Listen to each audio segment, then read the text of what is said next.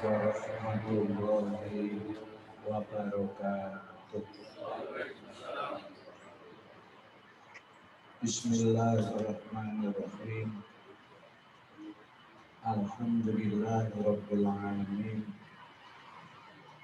Wassalatu wassalamu ala asyrafil mursalin Sayyidina Muhammadin sallallahu alaihi wasallam wa ala alihi wa ashabihi ajma'in. Bapak Ibu segenap keluarga besar Tarekat Siddiqiyah sewilayah DKI Jakarta, lebih khusus kepada seluruh pengurus organisasi yang ada di lingkungan Tarekat Siddiqiyah.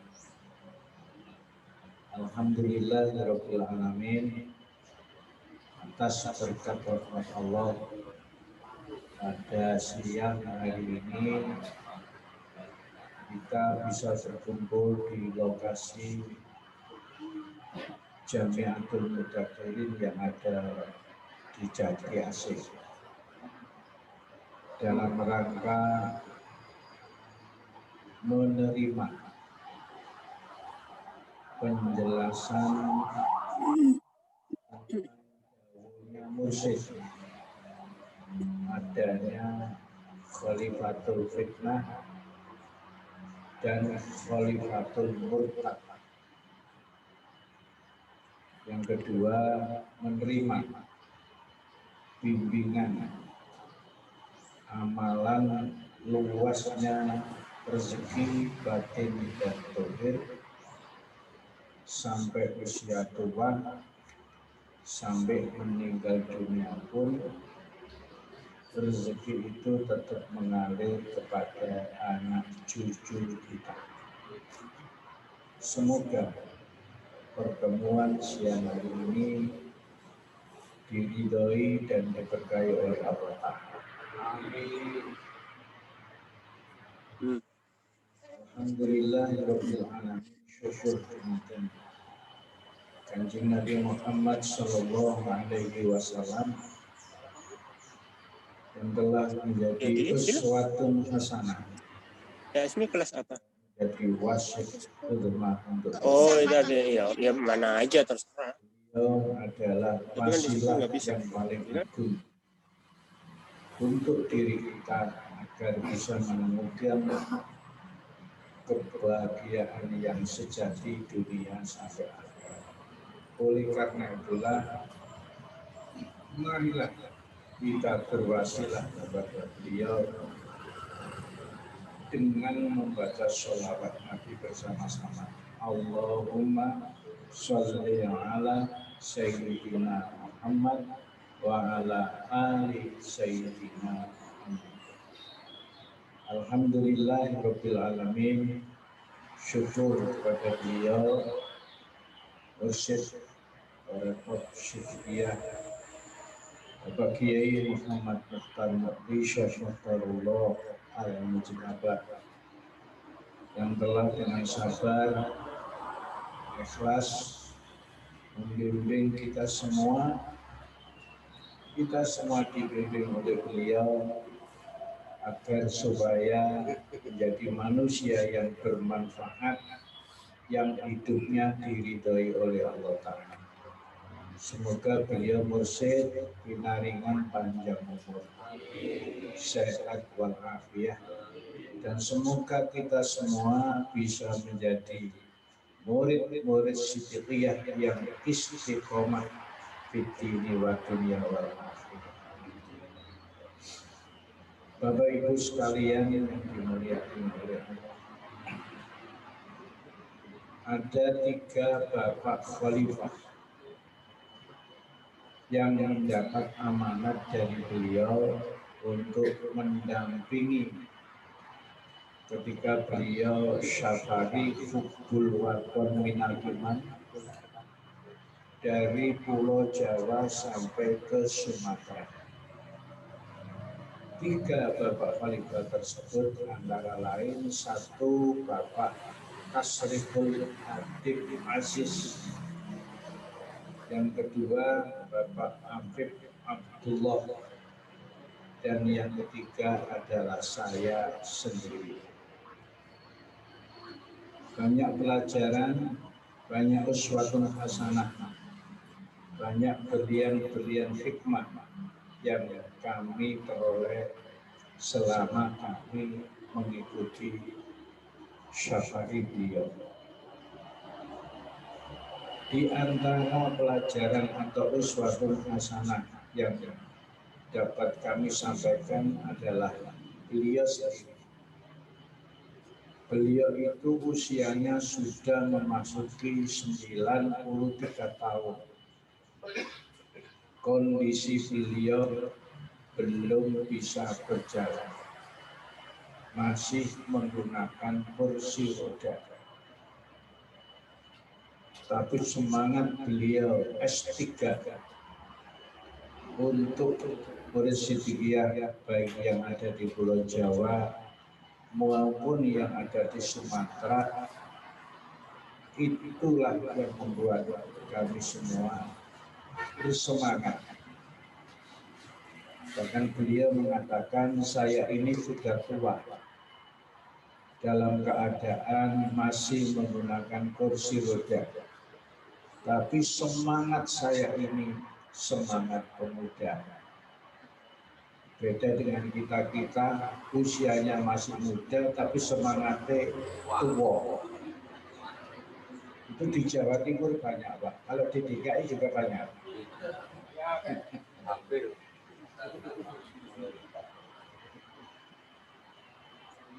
Saya melihat beliau sangat bahagia sekali. Dilihat dari wajahnya, senyumnya, tertawanya.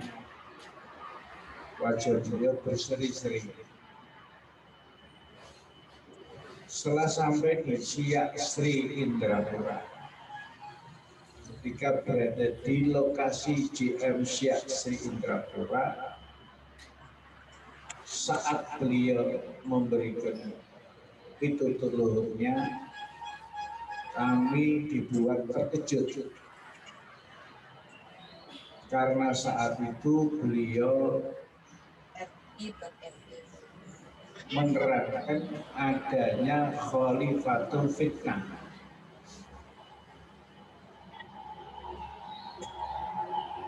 Kami bertiga, Bapak Khalifah yang menjadikan beliau, berdiskusi mengapa sampai beliau mengatakan adanya khalifatul fitnah.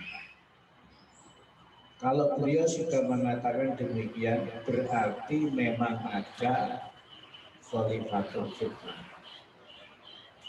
Tapi siapakah khalifah tersebut? Kami belum tahu.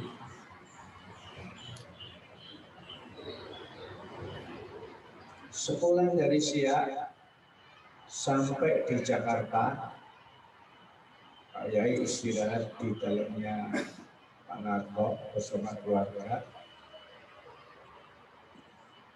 Ada pertemuan bos-bos dari Provinsi Jawa Barat, Banten, dan DKI.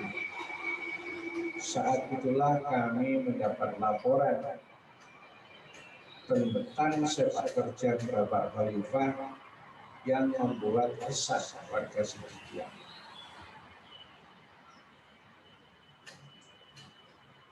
Dari Jakarta kami meneruskan perjalanan pulang transit di Pemalang.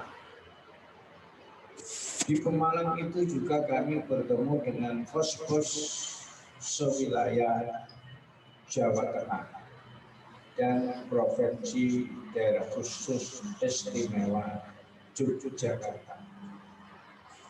Di situ kami menerima laporan juga tentang sepak terjang Bapak Khalifah yang meresahkan masyarakat, yang membuat organisasi ini menjadi tidak nyaman. Setelah pulang di Jombang juga begitu. mendapat laporan lagi tentang sepak terjang Bapak Khalifah yang juga meresahkan warga Syria. Setelah kami berdiskusi dengan host-host pusat, maka ada 3 Bapak Khalifah yang terindikasi masuk dalam Khalifah fitnah tersebut. 1 dari Demak, 2 dari Jombang, dan yang ketiga dari Surabaya. Untuk yang di Demak, Forum Khalifah menugaskan kepada Bapak Khalifah Ahmad Rozinuddin dan Bapak Ahmad Turmudi agar supaya mengingatkan kepada Khalifah yang ada di Demak, Jawa.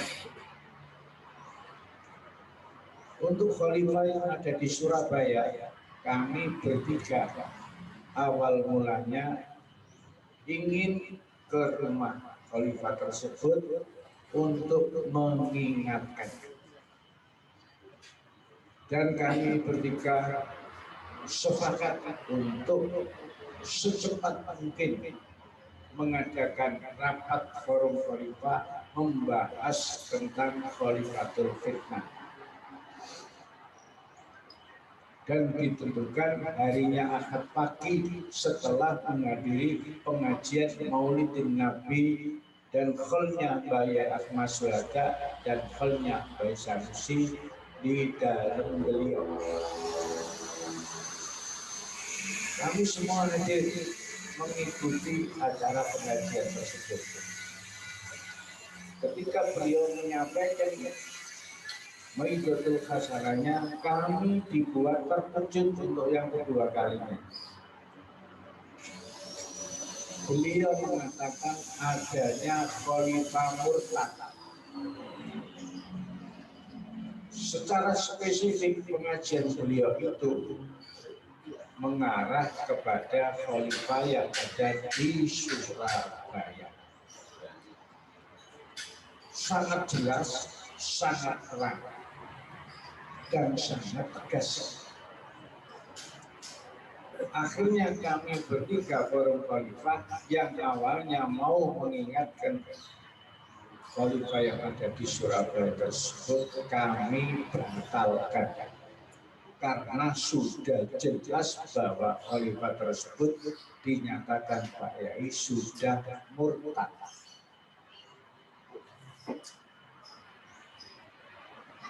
Oleh karena itulah Bapak Ibu sekalian, saya datang ke sini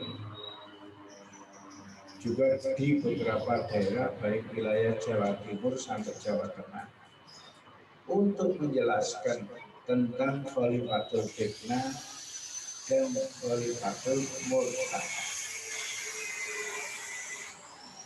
Khalifatul Murtad itu ada. Itu karena adanya Khalifatul Fitnah.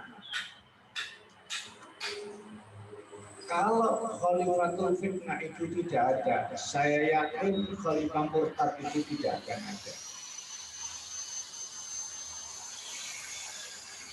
Mengapa ada Khalifatul Fitnah? Khalifatul Fitnah itu ada dikarenakan timbul dari gerombolan fitnah. Kalau gerombolan fitnah itu tidak ada, saya yakin Khalifatul Fitnah itu tidak akan ada. Bahkan Khalifatul Murtad itu tidak akan ada.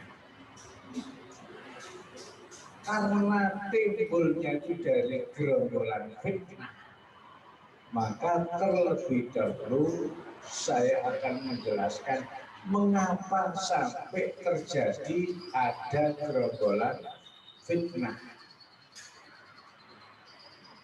Sebelum saya menerangkan akan hal ini, terlebih dahulu saya menyampaikan hadisnya Rasulullah Sallallahu Alaihi Wasallam yang diriwayatkan oleh Imam Tirmidzi. dan Imam Baihaqi. Ini saya baca di kitab Irsyadul Ibad. Qala Rasulullah sallallahu alaihi wasallam, iyyakum wal ghibah fa innal ghibah asaddu minaz zina. Rasulullah telah bersabda, hati-hatilah kamu dari perbuatan ghibah. Mengapa kita disuruh berhati-hati oleh Rasulullah terhadap perbuatan ghibah? Karena ghibah itu asaddu minaz zina. Risikonya lebih berat dari perbuatan zina. Apakah ghibah itu? Ghibah itu kalau Jawa Timur, Surabaya itu ngerasani. Kalau di DKI apa? Sama ya? Ya sama. Ngerasani. Ghibah itu menceritakan kekurangan orang lain. Ghibah itu menceritakan kelemahan orang lain. Ghibah itu menceritakan wadinipun yang sanes. Walaupun itu benar, ini dilarang oleh agama, dilarang oleh Allah, dilarang oleh Rasulullah. Sampai diibaratkan di dalam Al-Quran, orang yang menghibah saudaranya itu seperti menikmati daging mayat saudaranya yang sudah meninggal dunia. Ketika Rasulullah Shallallahu Alaihi Wasallam mengatakan bahwa ghibah itu risikonya lebih berat dari perbuatan zina, para sahabat bertanya, tidak lalu kaifa ya Rasulullah? Ya Rasulullah, mengapa ghibah itu kok lebih berat dari perbuatan zina? Kita ini orang awam, Pak. Kalau menurut panjenengan, dosa zina dengan dosa ngerasani itu berat mana? Dan saya tanya sekali lagi, tolong dijawab dengan tegas. Jangan ragu-ragu. Dosa zina dengan dosa ngerasani itu berat mana? Saya tidak percaya. Karena banyak orang DKI penggawai ngerasani. Lebih-lebih ibu-ibu mabuk.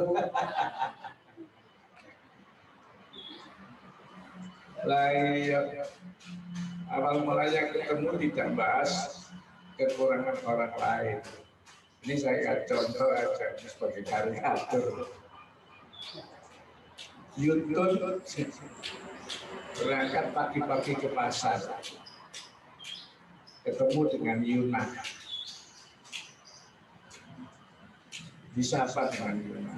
Tun, mau kemana kok pagi? Waladi ini mau ke pasar.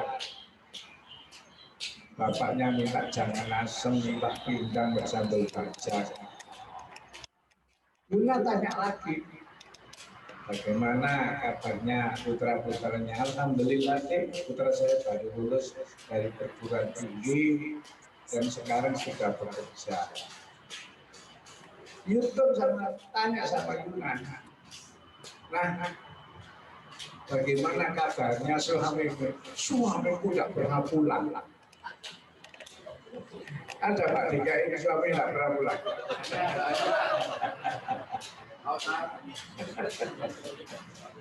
Lepas santai kalau sadar Pak. Loh, awal mulanya kan tanya belanja. Awal mulanya, tapi ini tidak terasa ini mulutnya ini kasih nadinya setan. Tidak terasa dia menghibah suaminya sendiri. Maaf Bu, di Jakarta banyak istri yang merasani suami. Ada diomongin kali nggak ada. Tidak pernah, cuma berkali-kali. Ya tahu deh, masih ada kan? Ya udah itulah.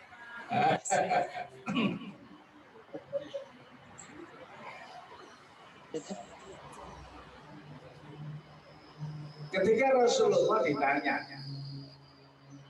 mengapa ghibah itu risikonya lebih berat dari perbuatan zina? Rasulullah melanjutkan sabda, Innar rajula qad yazni wa yatubu fayatubullah alaihi. Kalau ada seorang pemuda melakukan perbuatan zina, kemudian pemuda itu bertobat, menyesal, kemudian dia minta ampun kepada Allah Ta'ala, maka dosa zinanya yang dilakukan itu diampuni oleh Allah. Tapi maaf, ini jangan dijadikan kemudahan ya. Mari melakukan zina, astagfirullah. Mending melakukan zina mana? Astagfirullah. Ini namanya pelecehan. Fa'inal sabibal ghibah, namun kalau menghibah saudaranya, menceritakan kelemahan orang lain, menceritakan wadinipun yang sanes, la yaghfirullahu lahu, Allah tidak akan mau mengampuni hatta yaghfirullah sebelum dia minta maaf kepada saudara yang dighibah tersebut. Jadi dosa ghibah itu tidak bisa diselesaikan dengan minta ampun kepada Allah, nggak bisa. Kita sholat tobat, istighfarnya 1000 kali, jaharnya sampai 12.000 umpamanya. Semua selesai kita lakukan, tapi dosa ghibah itu masih tetap ada, tidak bisa hilang. Kita tebus dengan umroh, kita tebus dengan sholat 1000 rakaat, kita tebus dengan haji ke Baitullah. Semua selesai kita lakukan, dosa ghibah itu tidak akan hilang. Baru hilang kalau kita minta maaf kepada saudara yang kita ghibah. Begini Bapak Ibu sekalian, saya kasih contoh. Si A ketemu dengan si B. Si A ini bercerita tentang saudaranya si C. B, si C itu ini ngono. Yang diceritakan ini banyak. Makanya saya singkat. Tapi paham ya orang Jakarta ya. Ini ngono. Saya singkat biar cepat ini.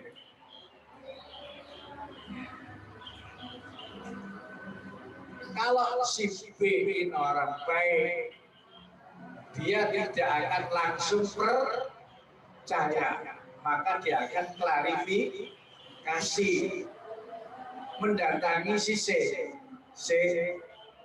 Saya ini dapat berita sampai katanya kok begini, kok ini ngono. Apa bener tak? Umpamanya si C itu mengaku iya, saya khilaf, saya melakukan itu semua. B itu mengatakan, ya semoga sampai diampuni oleh Allah, semoga panjenengan diberi hidayah oleh Allah. Itu kalau si B itu baik. Yang dikhawatirkan B ini bukan orang bijak. Yang dikhawatirkan B ini bukan orang baik. Langsung menjustis. Oh iya bener kan bagian sisi kelakuannya ini ngono. Tanpa adanya klarifikasi. Maaf Bapak Ibu sekalian. Dulu orang ghibah itu areanya kecil Pak, 1, 3 orang, 4 orang. Sekarang ini kalau ghibah dimasukkan Facebook, dimasukkan grup, di KI ada grupnya apa enggak? Ada. Berapa anggotanya? Banyak ribuan. Belum seluruh Indonesia, katakan seluruh Indonesia 20.000 orang.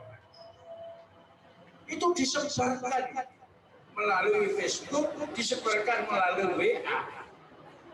Kalau itu tidak benar, ini bahayanya. Ternyata si C ini tidak melakukan apa yang diceritakan si A. Maaf, si A ini menanggung dosanya yang ada di dalam grup WA itu. Kalau grup WA itu 20.000, maka si A ini menanggung dosanya 20.000 orang terhadap apa yang disangkakan kepada si C. Makanya Rasul mengatakan itu lebih berat risikonya dari perbuatan hibah. Nah, gerombolan fitnah ini melakukan hal itu. Gerombolan fitnah ini melakukan hibah.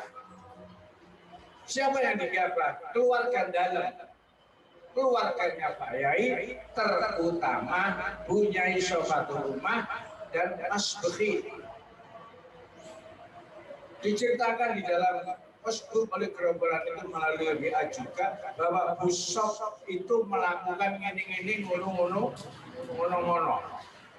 Begitu loh, ngene-ngene ngono-ngono. Banyak yang diceritakan, tak singkat aja. Salah satu aja yang dibawakan di Facebook dan WA itu. Satu untuk Bunyai Sofatul Rumah. Bunyai Sofatul Rumah itu pernah diusir Pak Yai dari pondok. Pernah mendengarkan itu? Aset-aset Siddiqiyah yang ada di pusat dikuasai oleh Bunyai Sofatul Rumah. Itu hoax yang disebarkan oleh gerombolan. Organisasi Siddiqiyah sudah dikendalikan oleh Bunyai Sofatul Rumah. Bahkan sampai Pak Yai pun dikendalikan oleh Bunyai Sof. Oleh karena itu kita tidak perlu taat dengan organisasi, karena organisasinya sudah dipimpin oleh, dikendalikan oleh Bunyai Sofatul Rumah. Untuk Mas Bekhi dihuatkan bahwa Mas Bekhi itu bukan putranya Pak Yai. Sampai Mas Bekhi ini datang kepada Bunyai Sofatul Rumah ibunya, Bu, saya ini putranya siapa? Kaget bisa begitu. Loh, kamu kok tanya demikian? Kamu itu putranya Pak Yai. Begini Bu, di sana, di luar sana tersebar bahwa saya ini disebut bukan putranya Pak Yai. Loh, kalau kamu tidak percaya, kamu tanya langsung ke abangmu. Kamu itu putranya siapa? Bagaimana seandainya kalau Mas Bos itu tanya kepada mursyid, lah, kalau ikut putra di situ, bagaimana? Bagaimana perasaan penjenengan sebagai orang tua ketika ditanya, Pak, kalau ini anak situ, bagaimana?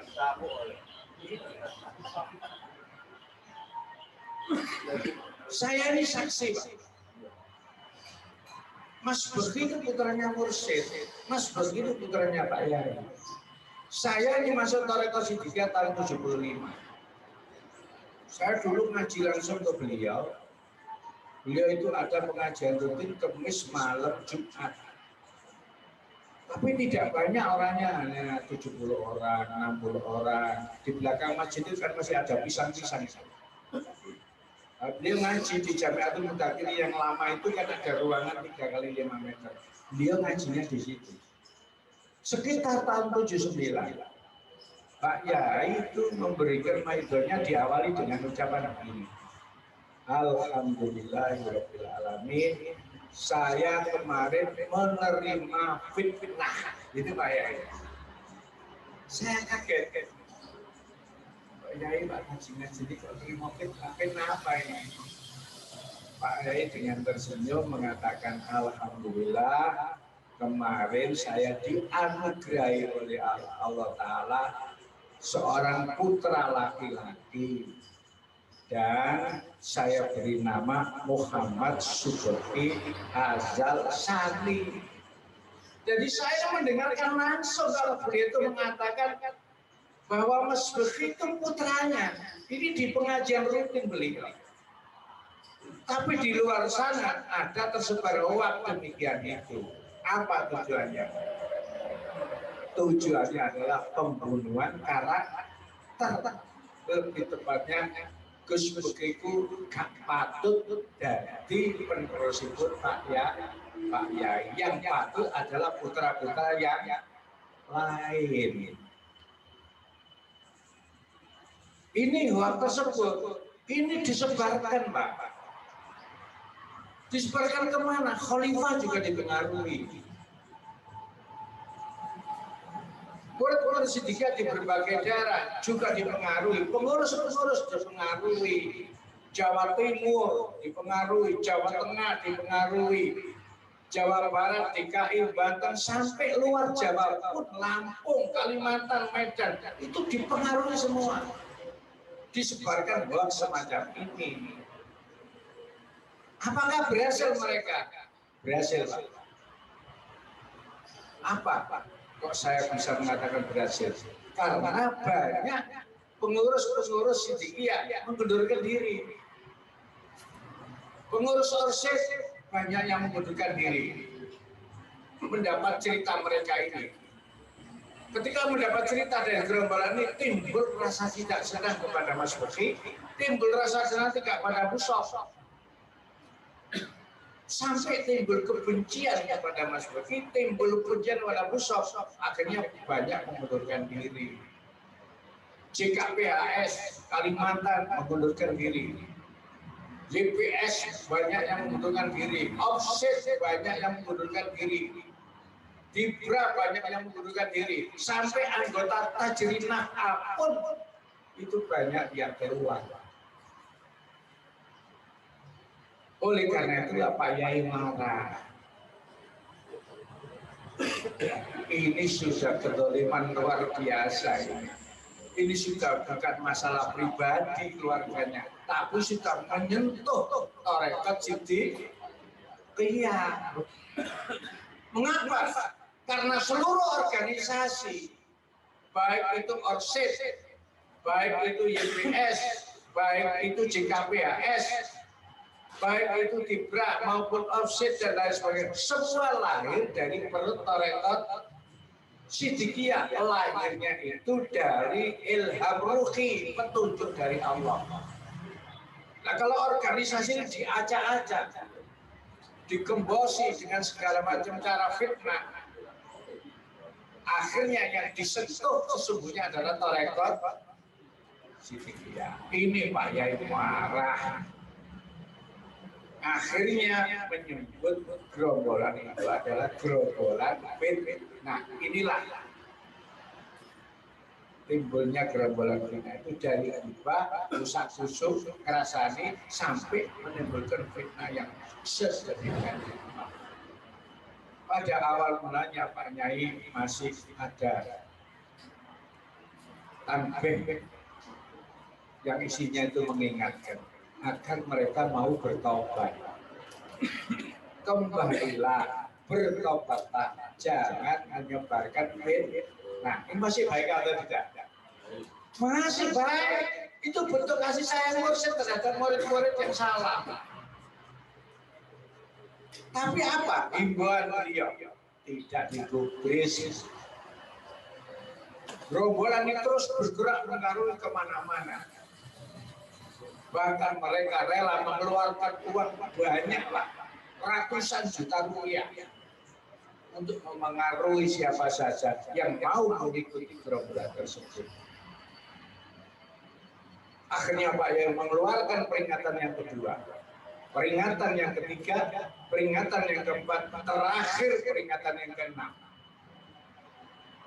Ketika disampaikan oleh beliau di acara Tajrinah di Hotel Yusra Jombang, beliau saat itu marah, tapi marahnya beliau itu marah ibadah. Dan saat itulah beliau sampai mengeluarkan sebuah doa. Ketika beliau membaca doa ini, para khalifah yang saat itu hadir diam semua. Bergetar hatinya khalifah. Mengapa sampai Pak Yai mengeluarkan doa ini? Doa itu antara lain di dalam Al-Quran. Rabbana tsbis ala awwalihim wasjud ala qulubihim fala yu'minu hatta yarawul adzabal alim. Artinya doa ini, ya Allah, lenyapkan harta benda mereka. Yang dimaksud adalah gerombolan fitnah. Wasjud ala qulubihim, kunci hati mereka. Fala yu'minu, sehingga dia tidak beriman kepadamu. Hatta yarawul adzabal alim, sampai dia menyaksikan, melihat siksamu yang amat pedih. Bahkan beliau ketika membaca kalimat wasjud ala qulubihim itu baca dengan keras sampai 3 kali. Wasjud ala qulubihim, wasjud ala qulubihim, wasjud ala qulubihim. Dan saat itu beliau menyebut satu koordinator gerombolan fitnah itu adalah Nur Suyuti dari Pati, Jawa Tengah. Kemudian beliau mau beri peringatan keras tanbih ditujukan kepada Khalifatus Siddiqiyah, kepada murid-murid Siddiqiyah agar menjaga garis demarkasi dengan gerombolan tersebut. Kalau tidak bisa menjaga garis demarkasi dengan mereka, maka dampaknya kena doanya Pak Yai tadi. Lah yang belum paham ini murid-murid Siddiqiyah tentang menjaga garis demarkasi, ini yang belum paham. Apa yang dimaksud menjaga garis demarkasi itu apa?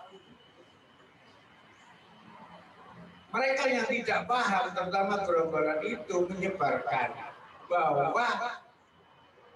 menjaga garis demarkasi itu tidak boleh silaturahmi, memutus silaturahmi.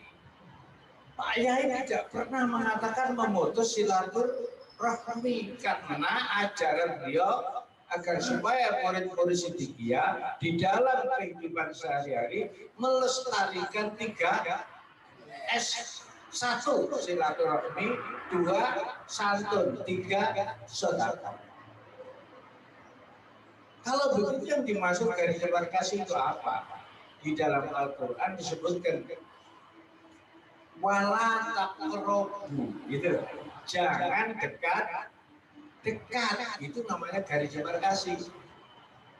Mengapa tidak boleh dekat? Karena di sana ada titik api. Kalau kamu dekat dengan titik api itu, kamu akan terbakar.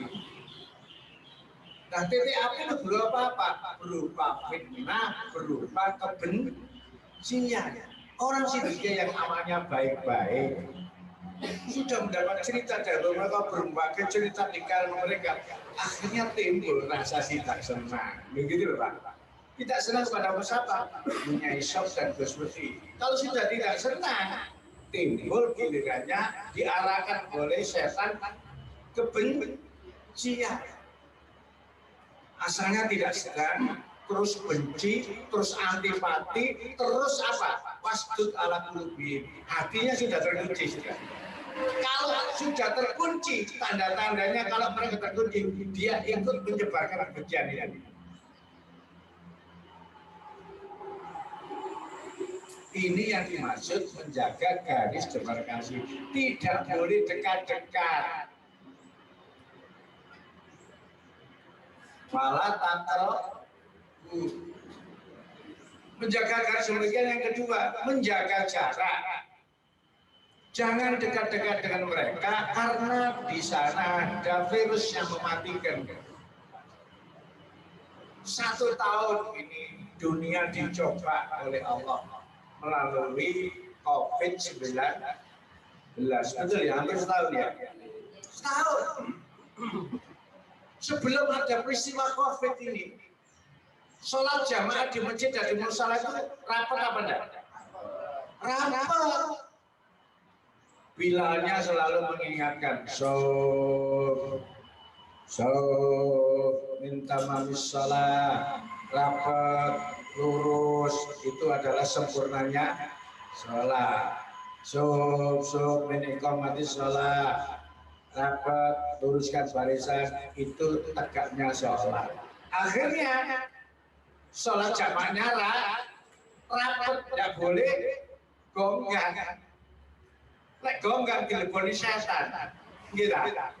Sama terus setan sing ngeleboni jajan. Oh setan dirune ati. Tapi setelah peristiwa Covid, maafin, setelah peristiwa Covid, sholatnya dijarak apa enggak? Dijarak. Bahkan maaf, di DKI Jaya ada sampai masjid ke hari Jumatan, betul? Oh, di kemarin saya di Pak Esmu, Pak. Ya, ada 2 masjid itu. Enggak Jumatan, Pak. Karena RW-nya itu sekitar kena 50 orang.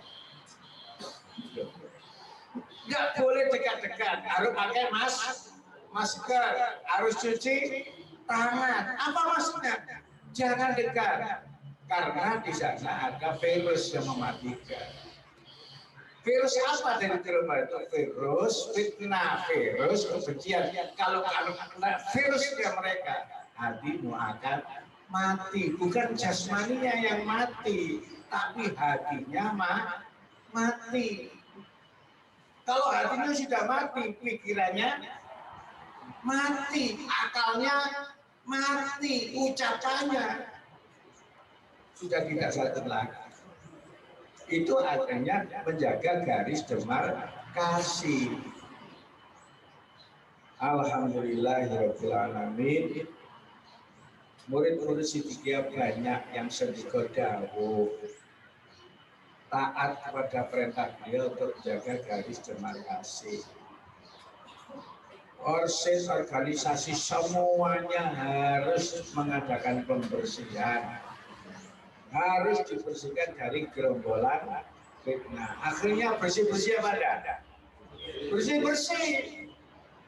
Orsis bersihkan, YPS dibersihkan, JKPHS dibersihkan, Opsit dibersihkan, Ibra dibersihkan, Aspun dibersihkan dari gerombolan fitnah. Loh, kalau organisasi sudah nurut, pengurus-pengurus sudah nurut, murid-murid Siddiqiyah banyak yang nurut. Astagfirullahaladzim. Ada khalifah yang tidak taat, malah khalifah kumpul ke gerombolan itu, tidak menjaga garis demarkasi. Maaf Pak, yang angkat khalifah itu siapa? Mursyid. Orang kalau diangkat jadi khalifah itu tidak sembarangan, Pak. Ribuan orang ingin jadi khalifah, ribuan. Ini disampaikan beliau di pengajian Al-Isti'anah. Ribuan orang ingin jadi khalifah. Bahkan ada sampai ada yang terbelit ngajak proposal. Ada Pak, maaf. Ini ada, tapi maaf, saya tidak berani menyebut namanya. Rasani. Nah, dorong. Nah, penjenengan tidak saya tanya kepada saya siapa itu pokok ono. Proposal sekarang masih disimpan, Pak. Masih. Ya maaf, ini kan kelemahannya ya. Orang itu kalau egonya besar ya gitu. Jadi penjenengan hati-hati. Dia merasa Siddiqiyah sudah senior, sudah lama di Siddiqiyah, punya pengaruh banyak, bisa ceramah, bisa nambah nikah. Hati-hati nih, disukai pejabat, karena dia merasa punya kelebihan, merasa dirinya harus pantas jaga dari khalifah. Nyeluk organisasi DPD, kayak proposal, aja namanya ya jaga dari khalifah. Pandai proyek Loh, kalau sudah diangkat jadi khalifah, pertanyaannya, taatnya seorang khalifah kepada mursyid dengan taatnya murid kepada mursyid itu lebih tinggi mana? Khalifah samina wa ata'nanya khalifah kepada mursyid dengan samina wa ata'nya kepada murid dengan mursyid tinggi mana? Khalifah. Cintanya seorang khalifah kepada mursyid dan cintanya murid kepada mursyid seharusnya tinggi mana? Khalifah. Tapi khalifah ini tidak. Khalifah ini tidak taat. Khalifah ini sudah tidak sami'na wa ata'na. Apa yang didengarkan dawuhnya mursyid, tapi yang dilakukan bertentangan dengan dawuhnya mursyid. Telinganya mendengarkan. Dia bisa melihat mursyid ketika mursyid menyampaikan maidahnya, mendengarkan telinganya, matanya melihat, tapi hatinya sudah tidak sambung lagi. Mengapa saya mengatakan tidak sambung? Karena perintahnya Pak Yai tidak sesuai dengan didengarkan. Ibaratnya Pak Yai merintah berjalanlah kamu ke barat, tapi dia berjalan ke timur. Berjalanlah kamu ke utara, tapi khalifah ini berjalan ke selatan. Jadi antara yang didengarkan dengan yang dilakukan itu sudah berbeda. Ini kalau bahasanya orang tarekat, bahasanya orang tasawuf, sudah tidak ada hubungan rohani. Rohaninya sudah putus. Kalau rohaninya putus, yang didengarkan yaitu yang dilakukan. Makanya Pak Yai menyebut ini khalifah murtad. Inilah para hadirin. Oleh karena itu rapat forum khalifah memutuskan untuk mengeluarkan 3 bapak khalifah tersebut dari forum khalifah. Dan saat itu Bapak Taksirul Adib Aziz menjelaskan, siapapun yang dibayat oleh Khalifah 3 tersebut sebelum dawuhnya Pak Yai di Siak dan dawuhnya Pak Yai di rumah, maka bayatnya masih ada hubungan rohani dengan mursyid dan mursyid-mursyid yang terdahulu. Tapi kalau dia dibeat setelah dawuhnya mursyid disiapkan di dalam, maka beat yang diterima murid itu tidak ada hubungan rohani dengan mursyid Pak Yai Muqaddami dan mursyid-mursyid yang terdahulu. Walaupun yang disampaikan itu kalimat thayyibah. Ini tasawuf, ini torekot. Rahasianya tasawuf meguru dan Pak Yai itu rahasianya terletak pada ketaatan. Rahasianya niku sendika dawuh. Pun jelas nggih. Sekarang saya bertanya kepada penjenengan. Kalau ada khalifah tidak taat kepada Pak Yai, apakah murid-murid Siddiqiyah itu wajib taat kepada khalifah tersebut? Ya. Betul. Kalau ada khalifah tidak samina wa ata'na dengan dawuhnya Pak Yai, apakah murid-murid harus samina wa ata'na dengan khalifah tersebut? Ya. Sudah jelas. Awal mulanya ini organisasi mau mengeluarkan 3 khalifah itu dari Dewan Penasehat. Memang Pak, organisasi tidak bisa memecat khalifah, itu tidak bisa. Yang mengangkat dan menghentikan khalifah itu mursyid. Yang diberhentikan oleh organisasi itu adalah Dewan Penasehat, sedangkan khalifahnya adalah Pak Yai sendiri. Dihentikan atau keluar dengan sendirinya. Begitu hadirin rahimahullah. Jadi ini sudah jelas sekali. Oleh karena itu saya minta warga DKI sudah tidak ada risk. Ibu pekewul kapan jabat itu menghadapi khalifah. Saya tahu murid-murid tiga itu dengan khalifah kan gitu jauh gitu. Menghormati gitu. Karena itu wakil beliau. Betul ya tangannya dianggung kan terima anu walah wali dicocok saking hormati. Tapi kalau Pak Yai itu sudah tegas, kalau Pak Yai sudah tegas, sudah jelas, sudah terang, kita tidak boleh ragu-ragu. Apa yang dikatakan Pak Yai adanya khalifah murtad itu sudah biasa. Pak Yai ini kalau membaca satu kejadian pakai Al-Quran Pak, pakai hadis, pakai tarikh. Pak Yai menyebutkan kalau ada khalifah murtad itu biasa. Dulu ada Islam murtad. Kembali dengan Al-Quran. Kanjeng Nabi Muhammad selama 11 tahun membina orang Arab jahiliyah. 11 tahun ini singkat atau lama? Lama Pak. Alhamdulillah atas berkat rahmat Allah masyarakat yang dibina oleh berhasil.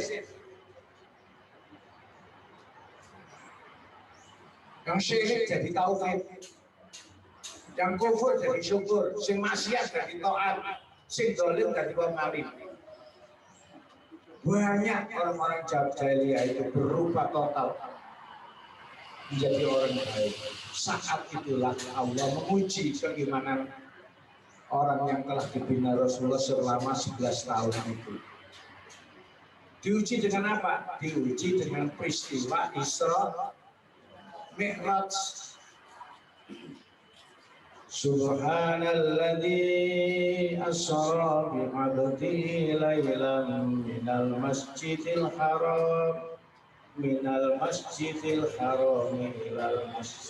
aqsa alladzi barakna hawlahu linuriyahu min ayatina innahu huwas samiul basir. Ayat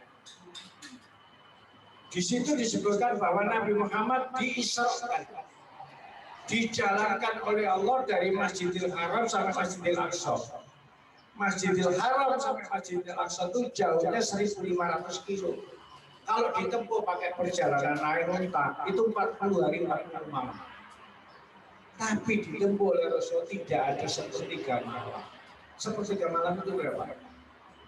8 jam. Itu dari Masjidil Haram ke Masjidil Aqsa. Dari Masjidil Aqsa dimi'rajkan oleh Allah. Mi'rajnya dinaikkan. Dinaikkan kemana? Langit 1, langit 2, langit 3, 4, 5, 6, 7 sampai ke Sidratul Muntaha. Langit yang kita lihat yang kelihatan bintang bulannya ini menurut ahlinya itu jauhnya itu jutaan tahun cahaya. Bapak-bapak mengerti Pak, jutaan tahun cahaya. Paham? Saya tidak paham. Ya, wong Jawa kan waduh, orang ini kayak jauh, jauh. Pol, loh, itu langit yang pertama namanya Samaidun ya. Yang ada Baitul Makmurnya itu, masjidnya malaikat itu. Ini sama itunya yang dapat kita lihat itu. Belum sampai Sidratul Muntaha. Ya perjalanan dari Masjidil Haram, Masjidil Aqsa sampai Sidratul Muntaha tidak ada 8 jam. Rasulullah kembali. Kejadian ini masuk akal apa enggak? Enggak masuk akal. Akhirnya Nabi Muhammad menceritakan apa yang dialami dalam peristiwa Isra Mi'raj itu. Ketika diceritakan kepada umatnya yang sudah dibina selama 11 tahun itu, pecahlah umat itu menjadi 3 bagian. satu bagian tetap iman dan yakin kepada Rasulullah yang mengalami Isra Mi'raj dipimpin oleh Sayyidina Abu Bakar. Akhirnya Sayyidina Abu Bakar disebut Siddiq Abu Bakrin Siddiq. Ini mursyid tarekat Siddiqiyah yang pertama. Jadi tarekat Siddiqiyah itu tarekat pertama di dunia. Bukan putunya tarekat Khalwati. Khalifah terkenal ya dari Siddiqiyah itu putune Syekh Yusuf Makassar itu itu guru nanti apa nang Facebook apa nang blog mulai wayah ini kebohongan besar ini. Tarekat Siddiqiyah tarekat pertama di dunia.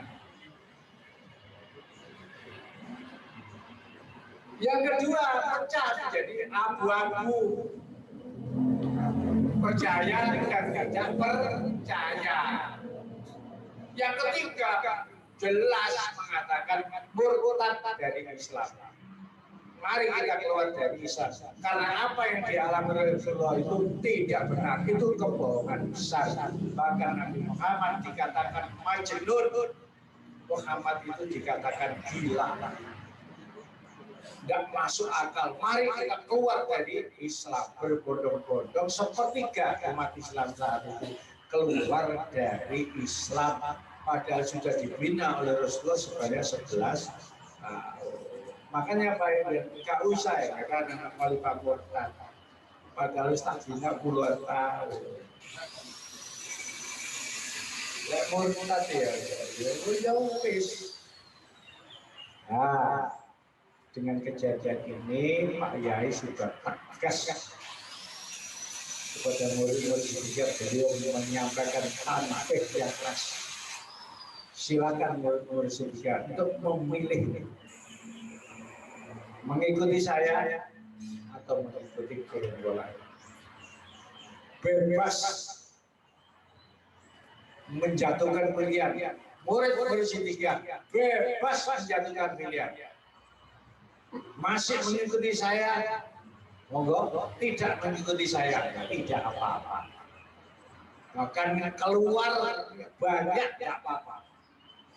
Sampai beliau itu jauh begitu. Ngapunten baru hadirin. Pak Yai ini guru tasawuf. Pak Yai ini guru torekot. Benten kali guru syariat. Guru torekot itu muridnya tambah, itu beban rohaninya tambah berat Pak. Gak tambah senang. Saat itu murid Siddiqiyah itu puluhan juta. Tidak hanya di Indonesia, sudah di mancanegara, bahkan di Prancis, di Kanada, bahkan ada di Amerika. Makanya ibunya Pak Yai, ibu Nyai Nasihah almarhumah Allah. Setiap petone Pak Yai mesti diselamati. Mereka ngerti putrane si jenenge Pak Yai Mutar itu tanggung jawab murid-murid Siddiqiyah sama kuwae. Seakan ningali putrane itu banyak murid, banyak beban rohani. Lek muridnya nurut-nurut ngoten ringan Pak Yai, muridnya akeh sing gablek itu. Itu tetap Jawa Timur, padahal Jawa Timur. Kalau DKI ya tambah.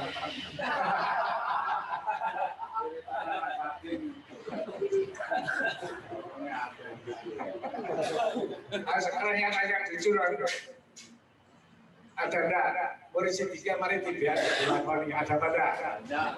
Banyak ada DKI. Banyak lah mayoritas. Oh banyak.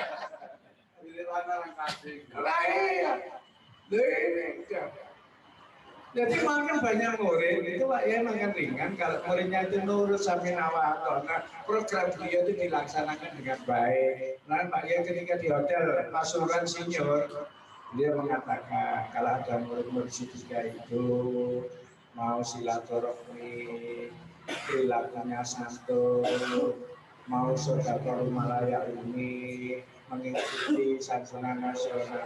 Saya ini sakit bisa sembuh. Ini Pak Yai. Jadi Bapak Ibu sekalian, sekali lagi jangan ragu-ragu. Kalau penjenengan masih mengikuti Pak Yai, meyakini Pak Yai guru rohani penjenengan, mengakui mursyid panjenengan, saminah atau nalah dengan apa yang didahulukan beliau. Tapi kalau penjenengan menjatuhkan pilihan mengikuti gerombolan, monggo. Tapi risikonya jenengan itu sudah dinyatakan bukan murid Siti Ria. KTM-nya harus dikembalikan atau KTM-nya harus diambil. Dan perangkat Siti yang ada pada dirinya termasuk kartu pengajian istihanah, bahkan kafan al-kamilah pun itu tidak berlaku. Dan DPP sudah putuskan kalau itu dikembalikan akan diganti uang.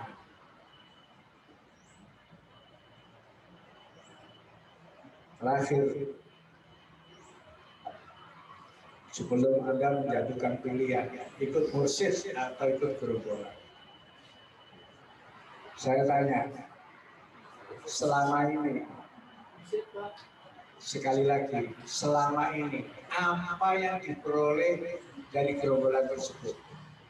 Apa manfaat yang penjenengan nikmati dari gerombolan tersebut? Apa?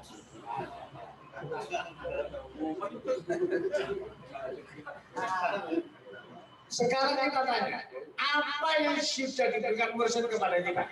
Banyak. Banyak, tidak bisa dihitung. Ilmunya, maunanya, doanya. Banyak. Amalan yang kita terima sampai jenengan kualana. Sampai kupun di sini amalan bisa, sampai kaki amalan bisa. Betul apa enggak? Betul. Terang-terang aja. Tidak hanya sampai di situ saja. Pak Yai hanya memberikan ilmu, memberikan doanya datang panjenengan, tapi beliau juga bertanggung jawab sampai ke akhirat. Sampai murid-murid Sidika yang pergi meninggalkan dunia, ketika masuk ke alam barzah dibekali kafan al-kamilah, itu bentuk kasih sayangnya guru kepada murid-murid karena tahu Pak Yai itu di alam barzah itu perjalanannya panjang, waktunya panjang, kesulitan yang dihadapi di alam barzah itu banyak kesulitan. Pak Yai tidak menghadapi murid-murid Sidika itu sulit dalam perjalanan tersebut. Akhirnya disiapkan al-kamilah, dan ketahuilah Bapak Ibu sekalian, al-kamilah ini kainnya beli dari toko. Setelah itu dicuci Pak, disucikan. Setelah itu dipotong-potong, baru ditulis. Yang nulis itu Bapak Khalifah. Itu betul kasih sayang Mursyid datang kita. Terus terang saja saya tanya, cari murid itu Mursyid orang Sidika di luar Sidika yang memikirkan muridnya sampai tanggung jawab dari akhirat disediakan kapan kami. Ada. Saya sementara ini belum menemukan. Saya masih menyelidiki soal kira-kira. Tidak ada. Mursyid orang yang memikirkan itu. Kiai pun kiai syariat atau kiai apa saja, tidak ada yang berpikiran seperti Mursyid membuat kafan untuk muridnya. Tidak ada.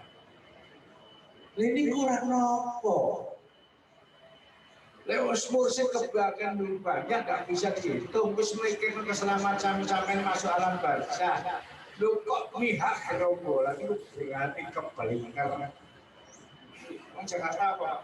Kebalikan.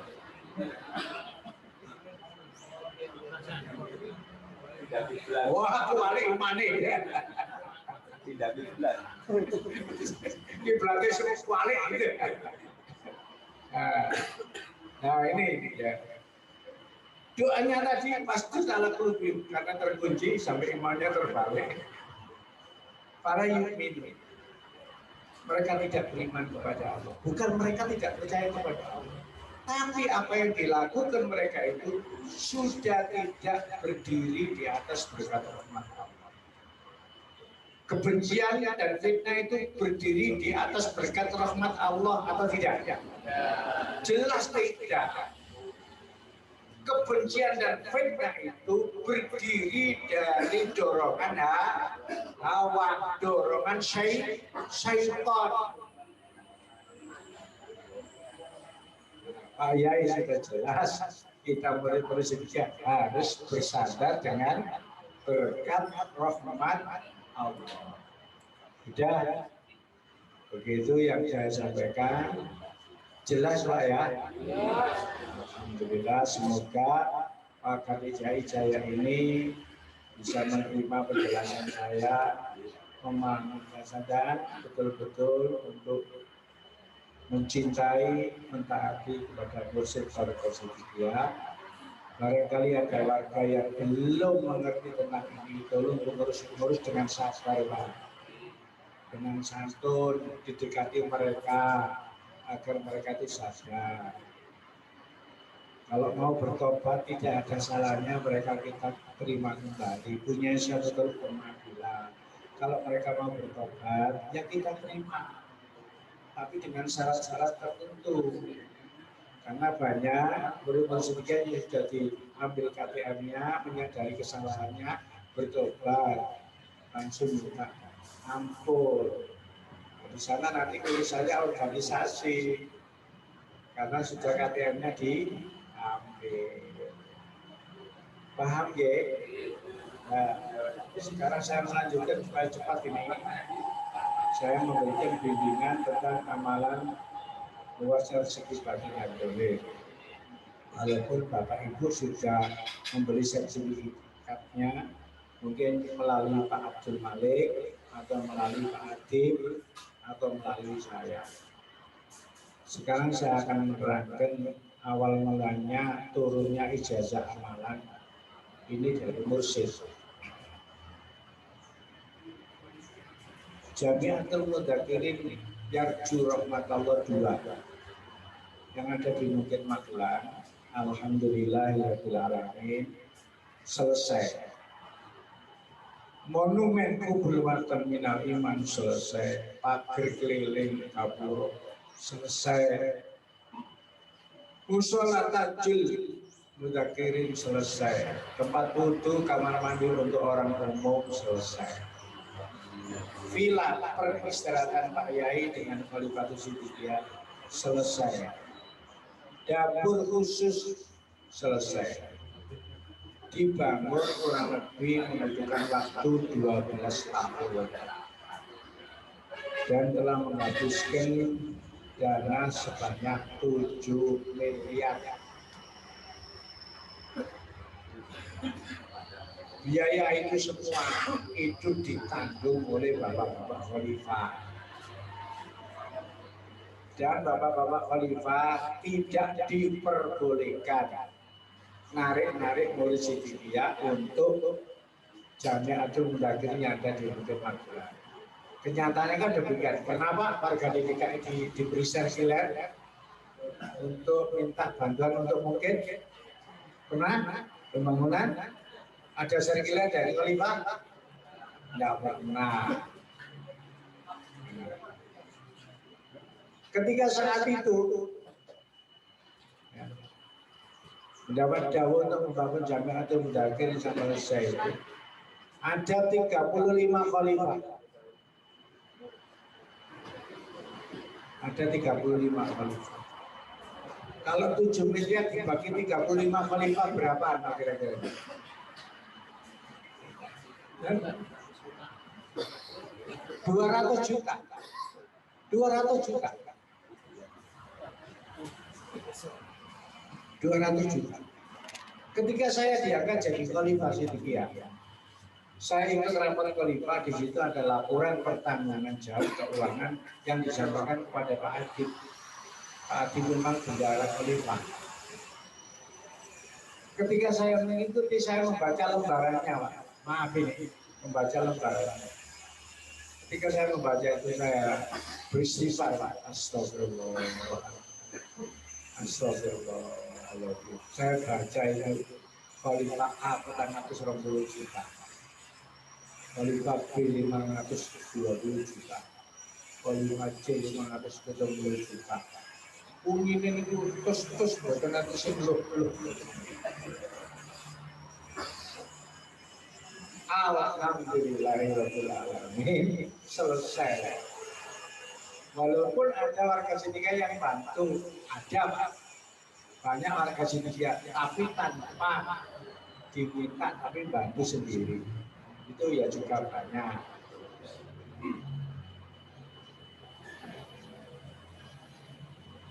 Makanya Pak Yai ketika tinjau ke Mungkin, beliau banyak mengatakan kalimat Al-Quran, hadza min fadli rabbi fi musalat ajil mudakari. Ini betul-betul fadl dari Allah Ta'ala. Ternyata Khalifah itu mampu membuat bangunan seindah ini. Karena Bapak Khalifah itu modalnya hanya yakin, taat kepada mursyid, dan yang paling penting itu doa restunya mursyid. Segala sesuatu kalau dapat doa mursyid, insya Allah akan berhasil, termasuk Jamiatul Mudzakirin yang ada di Jati Asih. Allahumma amin. Nah, ketika itu beliau dahulu di banguno pesantren Jati Diri Bangsa Mungkin. Inggih Pak Yai. Nah waktu itu tanahnya pun penuh bangunan kabeh. Lah mongso tuku tanah Jowo mungkin, tak mungkin, subhanallah, alhamdulillah, astagfirullah. Tanah yang sebelahnya vilanya Pak Yai itu dijual miliknya orang Aceh. Luasnya 765 meter, dijual dengan harga 265 juta. Ditawar 240 juta, alhamdulillah boleh. Akhirnya Khalifah kumpul mana, ayo berkata. Khalifah karek 28, sing 6 loro, sing drop out 3. Subhanallah, sudah terbeli dan sudah dibakar nama beliau. Ketika Pak Yai sampai di sana mengambil batu itu diasmai, Pak Adi berkata dengan kata-kata ini calonnya benar-benar. Pak Adi pada suatu saat matur ke Pak Yai, Pak Yai, apakah boleh pimpinan pondok pesantren Jati Diri Bangsa ini memberitahu murid-murid sekitar, yo kandang, sing gelem sing gak gelem yo apa-apa. Alhamdulillah, akhirnya musyawarah Khalifah, saya mengusulkan Pak Adib agar supaya membuat sertifikat syukur sebagai ucapan terima kasih Bapak Khalifah kepada murid-murid setia yang mau sedekah. Yang kedua Pak Adib, selama ini sedekah itu kadang-kadang diganti dengan tasbih, iya diganti dengan akeh. Nah, mana diganti minyak wangi, saking akeh minyak wangi sampai gatal digawe jadi lemari. Minyak PC, akhirnya nyuwun amalan khusus Allah. Adib, alhamdulillah alamin. Akhirnya pada suatu saat Pak Adib seorang Pak Yai matur, Yai turun dari penjenengan Pak Yai, nyuwun amalan khusus kangge murid-murid sedaya sing turun derek sedekah pembangunan Jati Diri Bangsa. Oh iya tak kei amalan untuk luasnya rezeki batin dan zahir sampai usia tua, sampai meninggal dunia pun rezeki batin dan zahir itu mengalir kepada anak cucu kita. Subhanallah. Waktu itu dari Semerap amalannya Pak, itu dari Semerap. Barang pun bapak-bapak Khalifah kumpul mana, amalannya pun betul. Ternyata amalan itu di kitab Al-Hadis Al-Mustadrak Al-Hakim itu amalan yang diberikan Nabi kepada Siti Aisyah radhiyallahu anha. Nah itu amalan diberikan kepada murid-murid Siti. Setelah saya baca, setelah saya teliti, saya baca subhanallah, ini luar biasa. Bapak Ibu sekalian, kita semua ini akan mati. Pasti. Biasanya orang kalau mau meninggal dunia, ini maafin ya, manusia ya. Biasanya dia itu dibebani pikiran.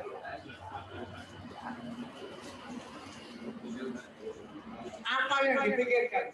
Bagaimana keluarga yang saya tinggalkan? Betul. Bagaimana ya istri saya? Bagaimana ya anak saya? Bagaimana anak cucu saya kalau saya tinggalkan? Itu wajar, manusia.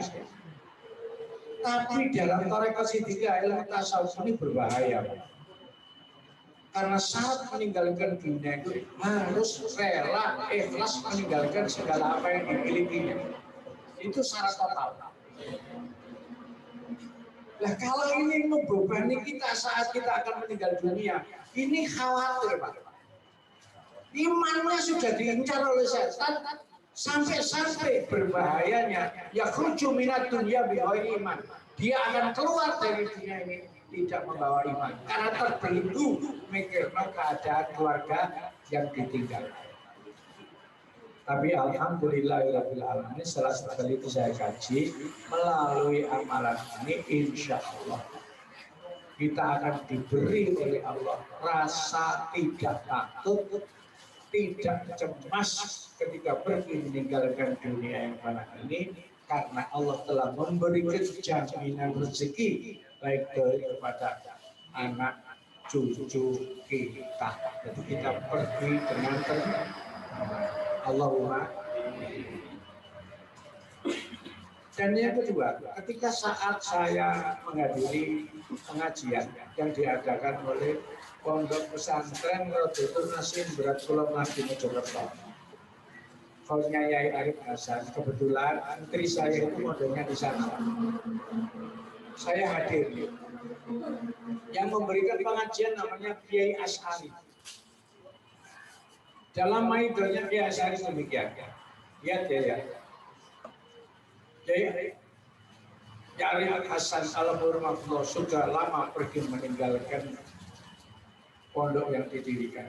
Tapi pondoknya makin lama makin besar.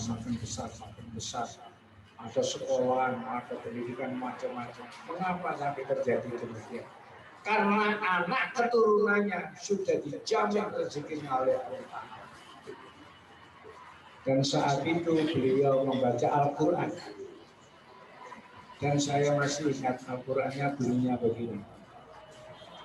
Innal ladzina qalu rabbuna Allah summa istaqamu tatanazzalu alaihimul malaikatu alla takhufu wa la tahzanu wa abshiru bil jannati allati kuntum tu'adun.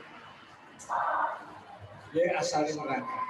Siapa yang membaca ayat Al-Quran ini dengan istiqomah, maka kelak kalau dia akan pergi meninggalkan dunia ini, Allah menurunkan malaikatnya.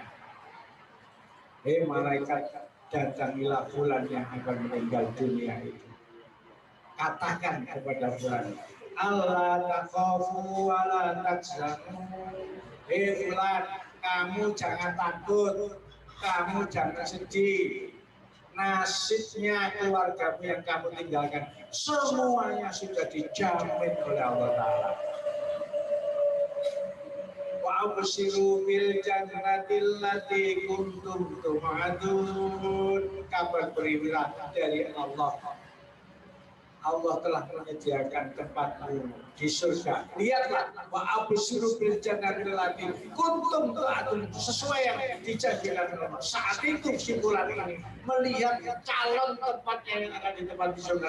Saat itu juga lupa karena melihat apa yang telah dijanjikan Allah. Lupa pada keluarganya, dia lepas pergi meninggalkan dunia ini dalam keadaan husnul khotimah.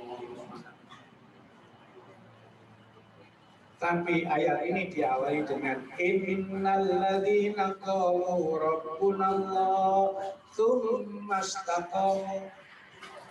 Innal ladzina qalu rabbunallah, sesungguhnya orang-orang yang menyebut Allah adalah Tuhanku. Tsumma istaqamu lah ini. Kemudian dia istiqomah di dalam bertuhan. Istiqomah dalam la ilaha illallah. Istiqomah di dalam la ilaha illallah. La ilaha illallah dijadikan perintah hidup, la ilaha illallah dijadikan pegangan hidup, la ilaha illallah dijadikan jiwanya jiwa. Kalau dia akan pergi meninggalkan dunia ini, malaikat diutus Allah untuk menyampaikan berita gembira. Allah takhafu wa la tahzanu wa abshiru bil jannatil lati kuntum tu'adun. Alhamdulillahirabbil alamin. Panjenengan ditakdirkan Allah masuk tarekat siddiqiyah. Pelajaran pertama tarekat siddiqiyah itu nopo? Zikir nafi isbat la ilaha illallah. Makanya itu alhamdulillah. Tapi lakonan masih temenan. Istiqomah, sumastakomu ini loh, istiqomah. Kesannya sama pergi meninggalkan dunia ini, dituntut kali malaikat. Allah takhafu, Allah tahzanu itu tahu. Mulanya jahar itu singkatannya jalannya harmonis. Bukan ya, jahar itu jalannya harmonis, dia malah. Nek dia mana? Gak harmonis. Galau. Niki Pak, rahasianya amalan niki. Nggih. Atau buku niku mboten diterangkan, cuma ini saya petolak sendiri. Sekarang sampai sing terima sertifikat ini tidak sekedar sodako. Ternyata sampai itu juga sodako panjenengan itu Kiai memberikan satu amalan sing nilainya gak kena diukur kali duit. Ini kalau kali ini penjelasan, alhamdulillah panjenengan sampun sodako. Ini kalau terangkan caranya ngamalaken itu. Jadi kalau singkat mau terangkan itu. Jadi caranya pertama kontak Fatihah dan Kanjeng Nabi. Karena amalan itu berasal dari Nabi. Yang kedua kontak Fatihah kepada mursyid, karena itulah yang memberikan ijazah kepada murid-murid siji. Ya, terus membaca sesuai ada yang dikumpulkan buku itu alhamdulillahirabbil alamin 3 kali. Allahumma shalli ala Muhammadin wa sallim 3 kali. Allah ya sayyid Allah 3 kali. Baru membaca doanya. Allahumma ja'al usaha rezeki ka alayya indah dari sini man kita al-hari. Ketika membaca rezeki ka alayya tidak boleh diputus.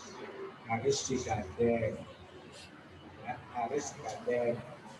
Jadi Allah menja'al ausa'a, ya Allah jadikan luasnya apa? Rezeki ka'alaya, rezekimu batin dan zahir kepada diriku.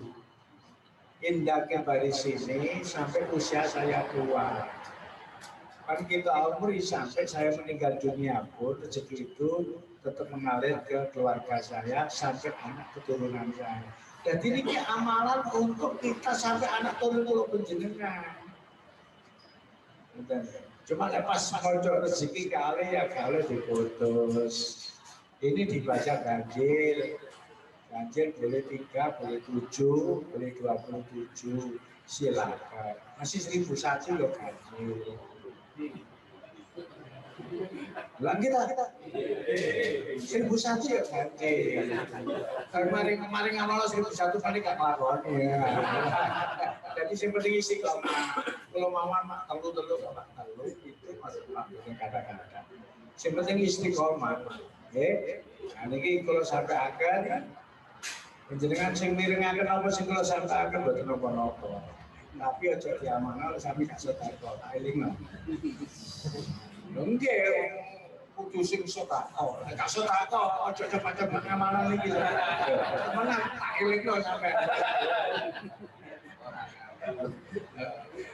Lalu waktu itu keputusannya itu pertama 1 juta untuk suami istri atau untuk keluarga.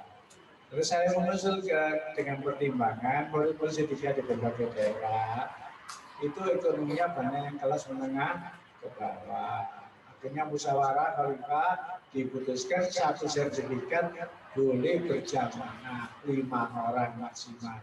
Berarti tenang. Terus sertifikat itu buku amalan 5. Nanti pertanyaan lah, kalau kepingin gak ketepatan sertifikat gimana? Ya giliran naik. Kok dino iki nang ngomong sapa nang dino.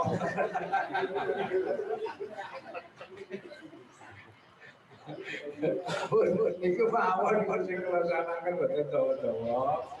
Dan iki kalau gitu istirahat kalau karena apa?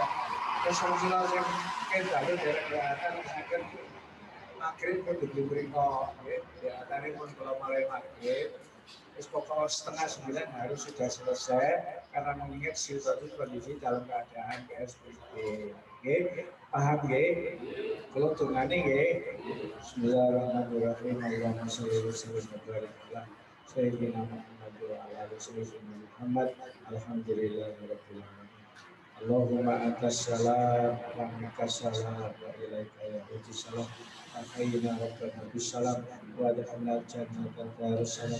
Tabarakta rabbana wa ta'ala ya dzal jalali wal ikram. Allahumma a'inna ala dzikrika wa syukrika wa husni ibadatik. Allahumma zidna wa la tanqusna wa akrimna wa la tuhirna wa atina wa la tuharimna wa asirna wa la tu'asna alaina. Rabbana atina fid dunya hasanah wa fil akhirati hasanah wa qina adzaban nar. Allahumma khatim lana bil iman, Allahumma khatim lana bil islam, Allahumma khatim lana bil khair bi jahi sayyidil mursalin walhamdulillahi rabbil alamin. Assalamualaikum warahmatullahi wabarakatuh.